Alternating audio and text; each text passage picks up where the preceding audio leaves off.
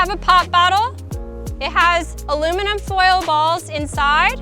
I'm gonna take toilet cleaner and pour it in the bottle. I will then cap it, shake it, and I'll place it here.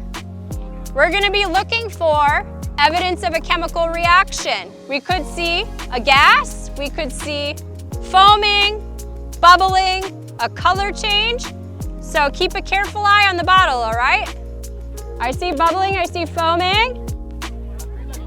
Gas!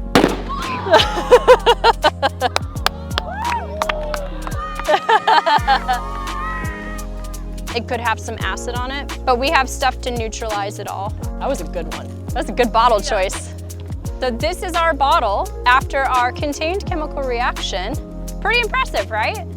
Yep. So what do you think caused the bottle to rupture in such a dramatic fashion? Gas inside. Gas inside? Any idea what gas was produced? Carbon dioxide. Perhaps? Other guesses? Hydrogen. Hydrogen? What evidence did you see of a gas being formed? Bubbles. We saw bubbles. What else? We saw the bottle expand right before it blew. What kind of chemical reaction do you think was happening? Combustion, maybe. Single replacement. Single replacement. Combustion usually releases energy in the form of heat and light. We didn't see that. And I would say, in my experience, the thickness of the plastic too. So this is a really thick plastic. If you touch it there, which is pretty impressive. I rinsed it with water. Right. That it was still able to burst through, right? Thinner bottle goes quicker, thicker bottle took a little more time. Before becoming a teacher, it was a dream of mine to recreate this in a safe educational setting since I was a kid. And so when I was a child, I could make this simply using household materials like aluminum foil and toilet cleaner.